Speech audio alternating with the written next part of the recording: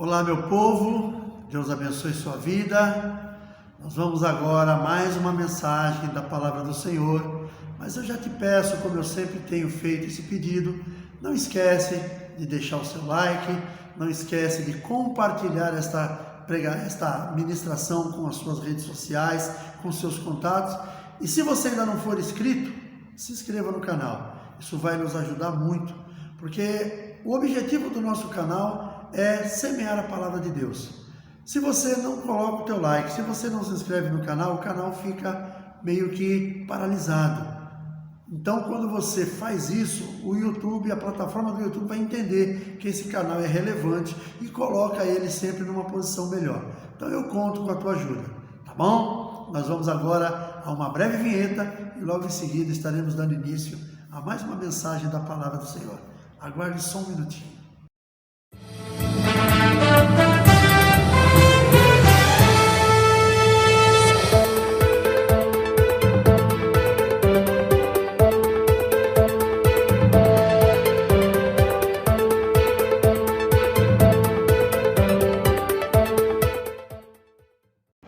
Amém? Muito obrigado por você ter me esperado até aqui.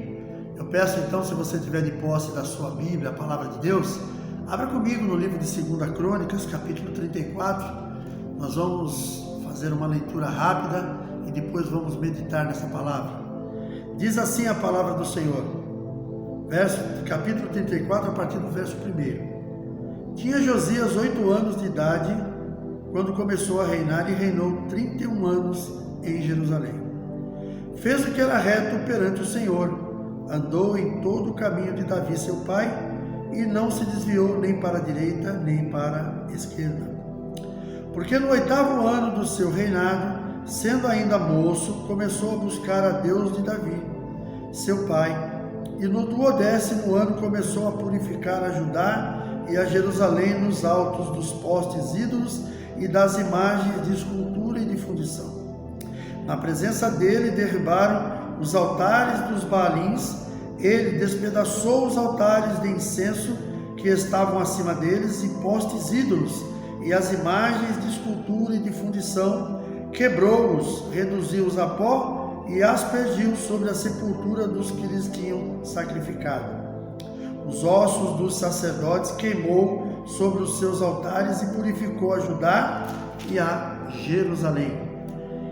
O mesmo fez nas cidades de Manassés, de Efraim e de Simeão, até Naftali, por todos os lados no meio das suas ruínas.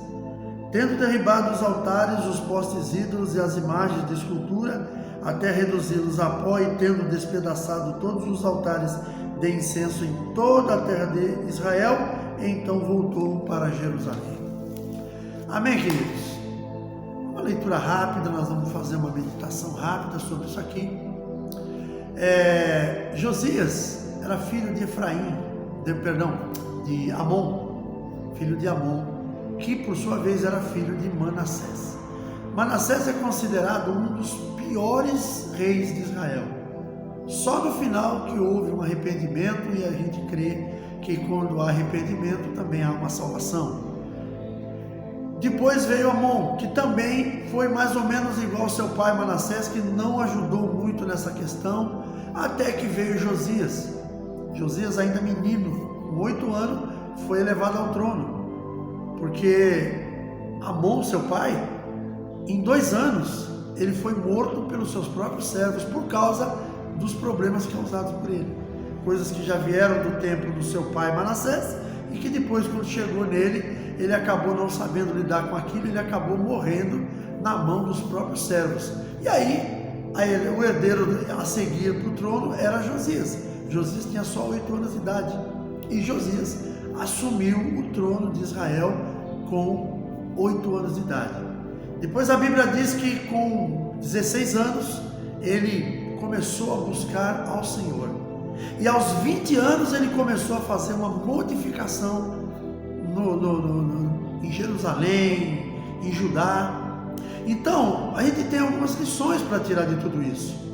Primeiro, a minha lição: não importa quem foram meus pais na questão espiritual, eu só vou ser igual a eles se eu quiser. Isso é para o lado bom e para o lado ruim. Porque Josias, ele era filho de um cara que foi morto pelos servos porque ele não era um bom rei. E o seu avô Manassés foi um cara terrível durante praticamente quase toda a sua vida. Só no final foi que ele acabou mudando e acabou começando a fazer as coisas de acordo com o Senhor queria. Era para o seu pai, seu filho, logo a seguir, Amon, ter feito tudo certinho, mas também não fez. E Josias acabou sendo levado ao trono com 8 anos de idade, porque era a sequência, não tinha outro, e ele acabou herdando o trono de seu pai Amon aos 8 anos. Outra lição que eu tiro disso: por trás de Josias haviam pessoas zelando por ele, porque um garoto de 8 anos não tem condições de entender um reinado, saber como lidar com todas as adversidades que vão acontecer. E Josias, ele ficou ali dos 8 aos 16 anos como rei, mas a Bíblia nesse período aqui não fala nada que ele tenha feito. Mas aos 16 anos, ele começa a buscar ao Senhor. Aí começa uma nova história. Quando nós começamos a buscar pelo Senhor, nós vamos começar a ser confrontados pela palavra de Deus. Quando nós começamos a buscar pelo Senhor, de alguma forma, o nosso Deus vai nos mostrar o que está certo e o que está errado e o que precisa ser feito. E foi o que aconteceu com Josias. Josias, aos 16 anos, começa a buscar ao Senhor. Naturalmente, ele tinha por trás deles conselheiros, pessoas qualificadas que estavam ajudando ele no reinado. Esses mesmos conselheiros talvez fossem os mesmos que estavam com o seu pai, mas não conseguiram impedir que seu pai fosse morto. Porém, quando viram em Josias que era o novo rei, viram uma probabilidade de mudança. E foi o que aconteceu. Antes de dar continuidade aqui, eu quero lembrar, quando você olha para o reino de Israel, depois de Davi veio Salomão. Salomão reinou, foi o rei mais sábio, pediu sabedoria para Deus ao invés de riqueza. Deus deu sabedoria e deu riquezas para ele. Tudo bem que no final da história ele acabou se misturando com muitas mulheres, muitas nações, foi trazido os seus deuses, aí virou uma confusão danada. Não vamos entrar no mérito de o que aconteceu com Salomão. Mas a divisão do reino de Israel aconteceu com seu filho Roboão quando assumiu o reinado. Quando Salomão morreu, quem assumiu foi Roboão.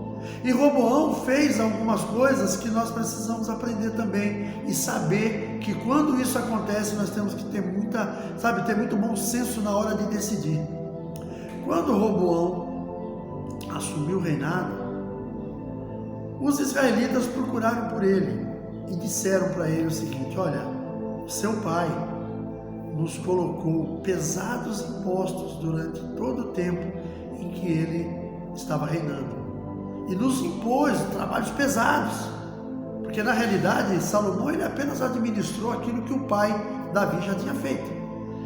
Então aqueles homens vieram para o rei e falaram para o rei Roboão e falaram isso, explicando, e falou assim para ele: olha, se o Senhor, majestade, se o rei aliviar de nós os altos impostos, as altas cargas tributárias, e nos der condições, não jogar sobre nós um peso muito grande, nós lhe serviremos sempre. Seremos um país totalmente diferente. Roboão ouviu aquilo, pediu 3 dias e foi conversar com seus conselheiros. Procurou os conselheiros que eram os conselheiros do seu pai, que eram os anciãos, e contou aquilo que aqueles homens vieram falar com ele. Explicou, e aqueles conselheiros falaram para ele assim: ei, realmente isso aconteceu. Então nós achamos aqui, nós chegamos à conclusão que seria interessante você, sua majestade, aceitar o pedido deles. Por quê? Será um povo que vai estar ao teu lado sempre, trabalhando. Vai ser um povo que vai estar ao teu lado te ajudando. E ele ouviu aquilo dos conselheiros do rei, que eram os conselheiros do seu pai, e foi também ter conselho com os jovens com quem ele cresceu. E os jovens com quem ele cresceu falaram: não, de jeito nenhum, não tem que dar moleza para eles, não tem que dar mole para esses caras não. Seu pai os puniu com impostos, com altos pesos aí tributário, triplica, aumenta, quadriplica, eu estou falando com as minhas palavras, Não dá moleza para esse não. Teu pai tratava eles no chicote, trata eles com escorpião. E foi essa a decisão que Roboão tomou. Acatou aquilo que os seus amigos haviam dado como conselho e desprezou o conselho dos seus sábios. O que aconteceu?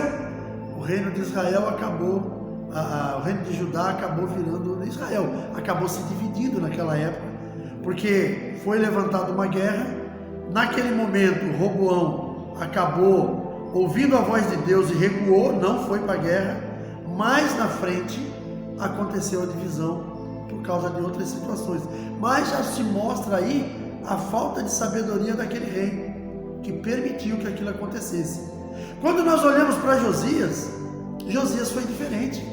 Josias, ele foi pessoas que estavam por trás dele ensinaram naturalmente como ele deveria agir. Talvez estes sábios, esses anciãos que ajudaram no crescimento do rei Josias, se o seu pai Amon tivesse ouvido a estes homens, com certeza não teria acontecido o que aconteceu.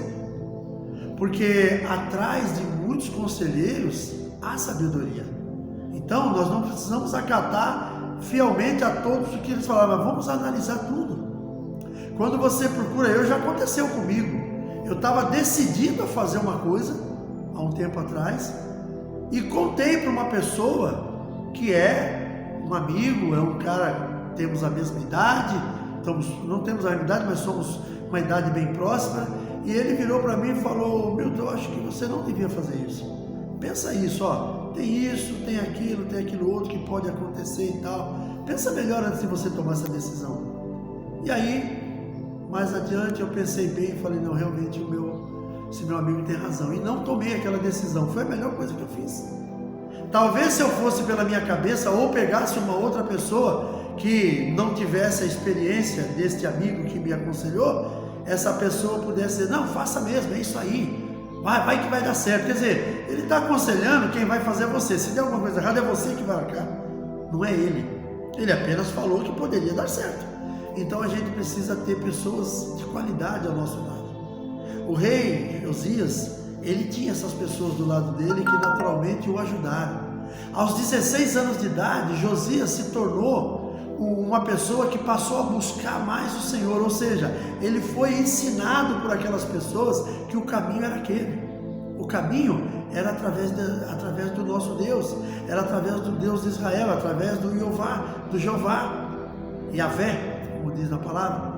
Então ele fez de acordo com aquilo que ele foi ensinado por aquelas pessoas que eram sábios conselheiros, que eram pessoas que o acompanhavam, e aí ele foi buscar o Senhor. Quando ele foi buscar o Senhor, mais um pouco para frente, 4 anos depois, já aos 20 anos, ele já mais bem preparado, já podendo determinar algumas coisas, porque já tinha capacidade para aquilo, aí ele começou a exterminar com toda a idolatria de Judá, porque o povo vivia debaixo de uma idolatria tremenda. Hoje, nos dias atuais, não é diferente. Hoje nós temos, por exemplo, igrejas, nossas igrejas cristãs evangélicas, que infelizmente ainda há uma idolatria muito grande dentro da própria igreja, uma igreja que não deveria ser assim. Hoje os bezerros de ouro que foram fundidos lá no deserto, quando o povo saiu do Egito, são outros tipos de bezerro, mas também são bezerros de ouro. Hoje, por exemplo, vou falar uma coisa aqui, que quem estiver me ouvindo não se escandalize, mas nós temos pessoas que estão na igreja por causa do pastor. Não, se o meu pastor sair, eu vou também, eu não vou ficar. Quando é família, eu não digo nada. Família, filhos, irmãos, a pessoa fala: meu irmão vai sair, eu vou com ele.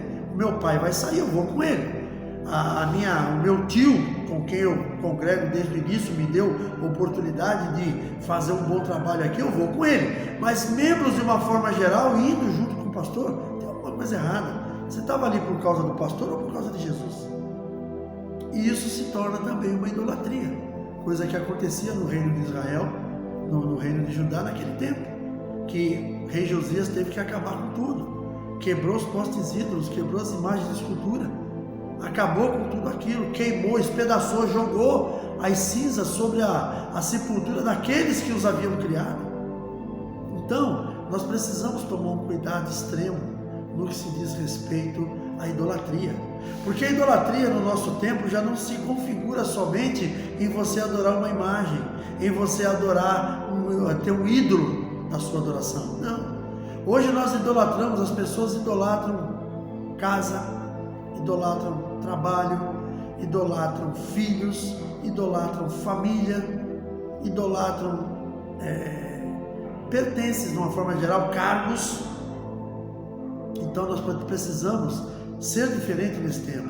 Precisamos fazer assim como o rei Josias fez. Tudo que for elemento de idolatria, tirar da nossa vida, sumir com aquilo da nossa vida. Não precisamos daquilo, não podemos estar focados naquilo, precisamos estar ter a nossa vida diferente. Hoje nós conhecemos a palavra de Deus, nós conhecemos o Jesus que morreu na cruz pelas nossas vidas, não podemos continuar fazendo isso. Então, meu irmão, minha irmã, você que está me assistindo, pensa nisso. Você que não faz parte de uma igreja, procure uma igreja para você congregar. Mas você que já faz parte, analise bem o que você está fazendo lá. Por que você está indo para a igreja? Qual é o motivo principal? É a palavra de Deus? É o testemunho de Jesus? Parabéns, é esse o objetivo. É a busca pela salvação da sua família? É a busca pelas coisas que você sabe que precisa ter na sua vida no dia a dia? Mas não esqueça que a palavra de Deus é a coisa mais importante. O amor a Jesus, o amor ao que Ele fez na cruz do Calvário por nós. Nós não temos que estar na igreja porque, poxa, o grupo de louvor é tão bonito, eu gosto tanto. Ah, mas quando é o outro grupo que está tocando, eu nem vou. Queridos, isso é idolatria. Ah, não, se o meu pastor sair da igreja, pode ter certeza, eu vou junto com ele. Isso é idolatria. Sabe, eu não estou dizendo para você que quando um pastor ele é transferido de uma igreja para outra, vão sentir a falta dele. Com certeza, ele criou um perfil naquela igreja. Muitas vezes aquele pastor está ali há 3, 4, 5, 6, 7, 8 anos. Poxa, é uma convivência muito gostosa que você tem com ele. Você conhece o jeito dele, você conhece a forma como ele age, você já tem ideia, você conhece ele quando ele está triste, quando ele está alegre. Só que o outro pastor que vir, você tem que amar e respeitar da mesma forma. Mas não queira, por causa da saída daquele anterior, você querer ir embora junto. Por quê? Você não está ali por causa do pastor, você está ali por causa de Jesus. Você está ali por causa dos seus objetivos diante do reino. Você está ali por causa da tua família que você quer ver salva. Você está ali por causa da prosperidade que você busca para os seus. Você não está ali por causa do pastor. O pastor é um instrumento.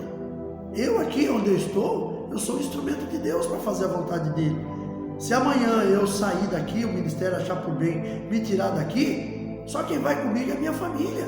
Porque a minha família é comigo, não tem como. Esses são uma ligação muito forte, além da ligação espiritual por causa do ministério, mas tem a ligação, vamos dizer assim, carnal mesmo, né? Por sermos ligados um ao outro por causa da família. Mas também eu vou compreender se alguém falar para mim que não vai. Se chegar um dia o ministério me tirar daqui, minha filha, meus filhos, meu neto falar, ó pai, eu não vou, eu prefiro continuar onde eu estou, que nós estamos realizando um trabalho aqui, eu quero ver a evolução desse trabalho, amém, eu vou estar feliz do mesmo jeito. Se meus filhos falarem comigo que vão juntos, amém, eu vou ficar feliz com isso também. Membros da igreja, de repente tem um membro ou outro que você conhece, que você tem maior afinidade, e que você sabe que vai ser um diferencial com você, e essa pessoa se propor aí é diferente, mas não levar a igreja toda. E a gente sabe que isso aí acaba se tornando uma idolatria. É algo que, por mais que as pessoas não aceitem, por mais que as pessoas achem que você está falando demais, não estou não. Estou falando o que eu penso. Estou falando aquilo que eu entendo que é a realidade. Não estou aqui de forma nenhuma falando sobre ninguém, tá? Não estou relacionando o nome de ninguém. Mas eu entendo que eu já vi isso aí em outros lugares. Eu já vi pessoas. Eu já ouvi pessoas falar, não, se o pastor saiu, eu também. Isso está errado. Então a gente precisa entender isso. Precisamos entender que essa idolatria tem que ser tirada da nossa vida. Israel tinha uma idolatria diferente. Eles eram enganados por causa das misturas que eles tinham. pessoas que eram misturadas no meio deles, que traziam os seus deuses e acabavam convencendo eles de que aqueles deuses eram poderosos. E as pessoas começavam a adorá-lo. Quando foram para o deserto, depois de sair do Egito, pediram para Arão que fizesse um ídolo para poder eles adorar, porque achavam que Moisés não voltaria mais. Então tudo isso tem que ser muito bem colocado na balança. E nós precisamos entender que a nossa vida, que o nosso dia a dia tem que estar firmado no Senhor Jesus. Não tem que estar firmado em homens. Nós temos homens acima da nossa vida com autoridade, temos que respeitá-los, temos que tratá-los com a dignidade que eles merecem. Honra a quem tem honra, mas temos que entender que não podemos idolatrar essas pessoas, não podemos idolatrar o nosso emprego, não podemos idolatrar a nossa casa, nossos filhos. Eu já vi casos também de mães que idolatram o seu filho ao ponto de, sabe, o filho dela substituiu Jesus. Já não tem, Jesus já não tem mais a mesma importância que tinha. Então tudo isso é muito importante a gente compreender. Amém, meus queridos? Eu quero fazer uma oração com você nesse momento, rapidamente, e depois eu quero estar dando as últimas considerações. Feche seus olhos. Salvador eterno, Pai querido, quero te louvar e agradecer por este tempo, por esta palavra. Que esta palavra possa realmente nos trazer algo novo no coração, possa nos trazer coisas diferentes, possa fazer-nos refletir sobre a questão da idolatria, não somente no tempo do passado, no Velho Testamento, mas no que nós vivemos nos dias atuais. Aquilo que nós vivemos, aquilo que nós temos colocado como prioridade. Que tudo isso, Senhor, na nossa vida seja para glorificar o Teu nome. Que nós sejamos instrumentos para glorificar a Tua majestade e não para glorificar o homem ou para glorificar objetos. Que nós possamos ter Jesus como nossa prioridade. Que possamos ter o Senhor como prioridade em nossas vidas. Que tudo seja para a glória do Teu nome.